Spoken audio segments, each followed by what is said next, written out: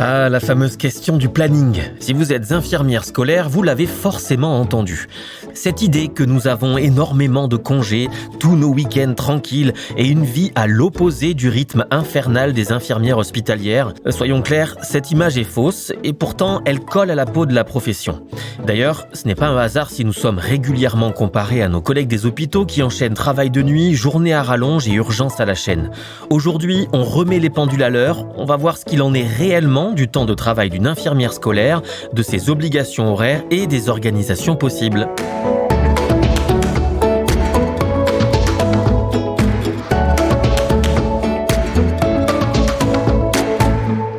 Premier point, une infirmière scolaire est une fonctionnaire de l'État et à ce titre, elle a des obligations de service bien définies. Les chiffres sont précis. Une infirmière de l'éducation nationale et de l'enseignement supérieur à temps complet doit réaliser 1607 heures de service par an.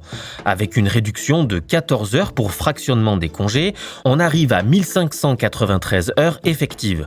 C'est la même base de calcul que pour tous les fonctionnaires. Mais là où la formule peut sembler compliquée, c'est dans la répartition de ces heures.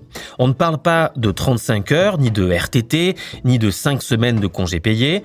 Ces 1593 heures sont réparties sur les 36 semaines de classe d'une année scolaire.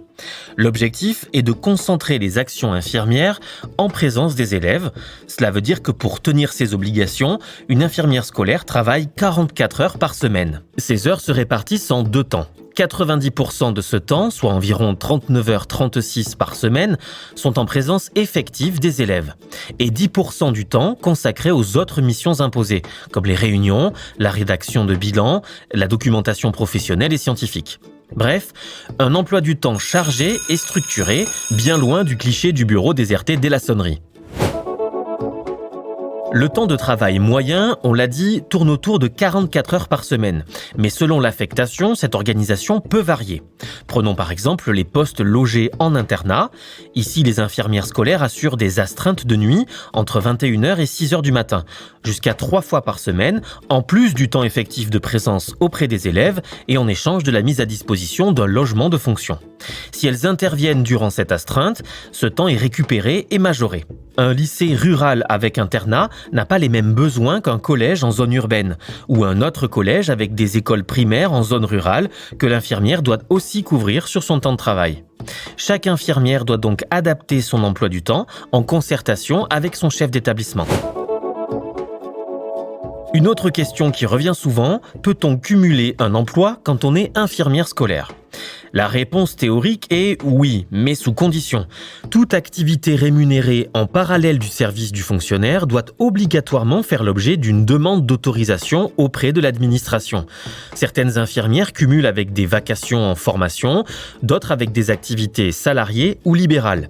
D'ailleurs, certaines choisissent aussi de partager leur expérience à travers l'écriture, comme je le fais avec d'autres collègues sur notre blog ou dans nos guides pratiques sur la profession. Mais attention, tout n'est pas autorisé. Et dans la majorité des cas, une autorisation préalable est même nécessaire.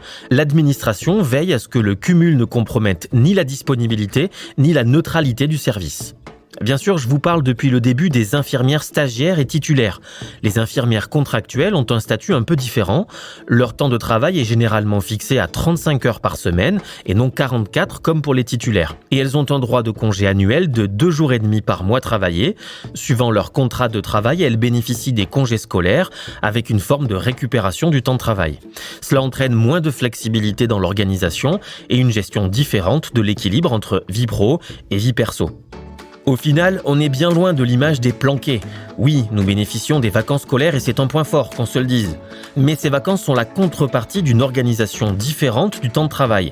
Le rythme est intense, concentré sur les 36 semaines, et il n'est pas aussi compatible avec la vie de famille que l'on pourrait se l'imaginer. Cet exercice demande donc une véritable organisation, une bonne gestion du temps et une capacité d'adaptation en fonction de l'établissement d'affectation. Alors que vous soyez nouvelle infirmière scolaire ou future candidate au concours, gardez bien en tête que derrière ces idées reçues, il y a une réalité bien plus nuancée. Et vous qui êtes en poste justement, ça m'intéresse de savoir comment vous organisez votre emploi du temps au quotidien. Venez en parler dans les commentaires ou sur nos réseaux sociaux. Et puis on se retrouve très bientôt pour un nouvel épisode à l'infirmerie. Vous avez aimé entrer à l'infirmerie ? Alors likez, partagez et commentez. Retrouvez tous les épisodes sur vos plateformes de streaming préférées. et sur nos réseaux sociaux @l'infirmerie.